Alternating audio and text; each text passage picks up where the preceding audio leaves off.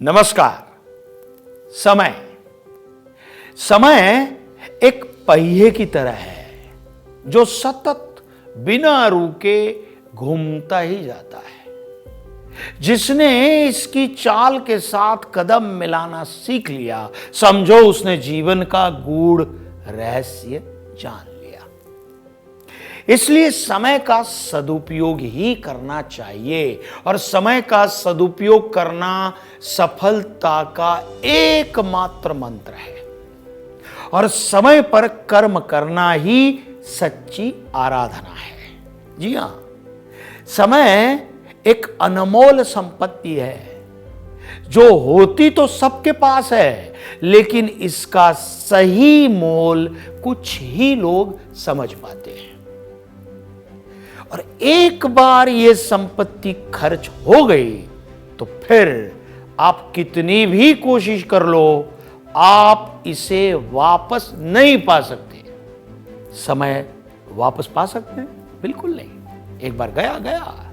इसलिए इसे पूरी समझदारी से सही कामों में खर्च करना चाहिए। हमारे देश के सीवी रमन साहब ने इस बात को समझा और अपने जीवन में बहुमूल्य समय को रमन प्रभाव को खोजने में लगाया। और आज हमारे देश को इतनी बड़ी उपलब्धि देकर न सिर्फ हमारे देश को बल्कि पूरे एशिया महाद्वीप को साइंस के क्षेत्र में पहला नोबेल पुरस्कार दिलाने जैसा बड़ा काम कर गए। रमन साहब जैसे कुछ महान व्यक्ति होते हैं जो इस बात को जानते हैं कि समय उस सांझ की तरह है जो कभी लौट कर नहीं आती। अब आप कहेंगे कि शाम तो हर रोज आती है। जी हां, बिल्कुल आती है, लेकिन ये नई शाम होती है हर रोज, जो समय ने सिर्फ आज के लिए हमको दी है। आज की शाम आज के लिए, कल की शाम कल के लिए। ये भी एक बार चली गई तो हम कितनी ही कोशिश कर लें, ये सांझ वापस लौट कर नहीं आएगी और ये अपने साथ सब कुछ समेट कर ले जाएगी। इसलिए जो इंसान समय के महत्व को समझ जाता है वो अपनी जिंदगी का एक भी पल बेकार नहीं जाने देता और लगातार समय का सदुपयोग करते हुए देश के लिए मिसाल बन जाता है। आप सोचिए, अगर रतन टाटा जी ने अपनी जिंदगी के समय को सही रास्ते पर नहीं लगाया होता तो क्या वो आज देश और दुनिया के लिए इतना बड़ा नाम बन पाते? बिल्कुल नहीं बन पाते। गुलजार साहब अगर सोचते कि ये कविता आज नहीं कल लिख दूंगा, तो मुझे बताइए क्या वो कभी इतना बड़ा रचना संग्रह बना पाते जिसे पढ़कर आज कई सारे युवा लेखक और कलाकार उन रचनाओं से प्रेरणा ले पाते हैं। ये तो सभी जानते हैं कि समय क्षणभंगुर है, आज है कल नहीं।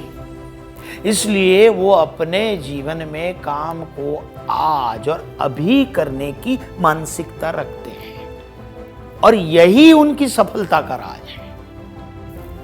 मेरी कौम ने अगर अपना पूरा समय अपने परिवार, अपने बच्चों और दोस्तों के साथ रहने, घूमने फिरने में ही गुजार दिया होता तो क्या आज वो हमारे देश की इतनी बड़ी बॉक्सर बन पाती? बिल्कुल नहीं।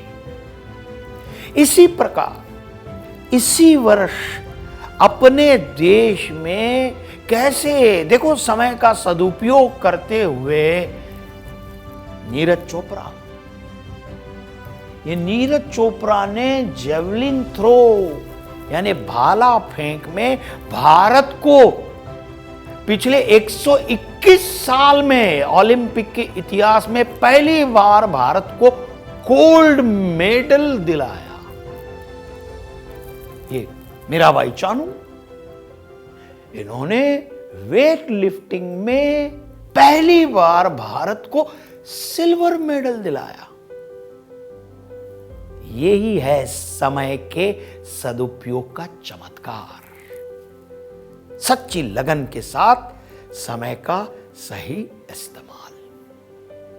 मैं ये बिल्कुल नहीं कह रहा हूं कि आपके परिवार और दोस्तों को आपकी जरूरत हो तो भी आप उनकी मदद के लिए न जाएं और उनसे ये कह दें कि मेरा समय बहुत कीमती है। नहीं नहीं नहीं नहीं, बिल्कुल नहीं, ऐसा बिल्कुल नहीं कह रहा हूं और ऐसा आपको बिल्कुल नहीं करना चाहिए।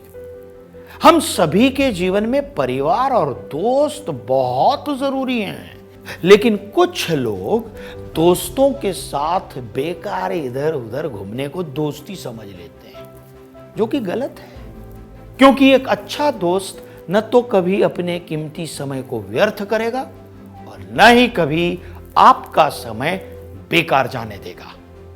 अगर वो सच में आपको अपना अच्छा दोस्त मानता है तो वो आपको समय की वैल्यू जरूर समझाएगा।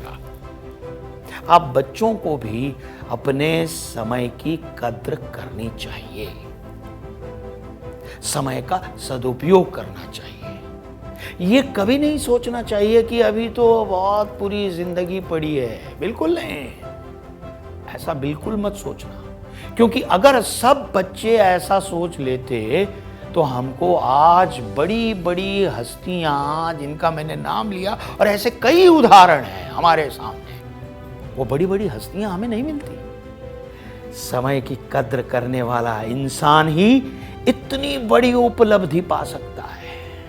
और आज भी जब ये इतने बड़े बन गए हैं, फिर भी ये ना तो अपना समय व्यर्थ करते हैं और ना ही दूसरों का समय व्यर्थ होने देते हैं। इसके बिल्कुल विपरीत कुछ ऐसे लोग भी होते हैं जिनके लिए उनका समय तो कोई मायने रखता ही नहीं और दूसरों का भी कीमती समय बर्बाद करने में कोई कसर नहीं छोड़ते हैं। ऐसे लोगों से हमेशा बचकर रहना चाहिए। मुझे नहीं लगता कि ऐसे लोग किसी के भी शुभचिंतक हो सकते हैं, क्योंकि शुभचिंतक हमेशा आपका भला ही चाहता है और आपकी भलाई हमेशा समय के साथ चलने में ही है। कीमती समय को बर्बाद करने में बिल्कुल नहीं।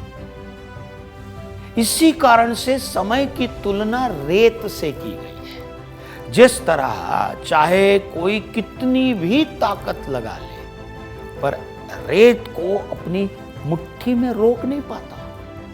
अगर मुट्ठी में रोकने की कोशिश करेंगे रेत को तो नीचे ही गिर जाएगी, है ना। उसी तरह समय भी किसी के हाथों में कभी नहीं ठहरता, पल पल कर निकलता ही जाता है। इसलिए हर संभव कोशिश कीजिए कि समय का एक भी कीमती क्षण बेकार ना जाए। हाँ? उसे अपने ज्ञान को बढ़ाने में, अच्छे कार्य करने में, किसी की मदद करने में और सबसे बढ़कर अपना लक्ष्य पूरा करने में लगाइए पूरा समय। मुझे पूरी आशा है कि आप मेरी बात को समझकर अपने और दूसरों के समय की कद्र करना जरूर सीखेंगे और समय को केवल अच्छे कामों में ही लगाएंगे ना। यह बात। धन्यवाद।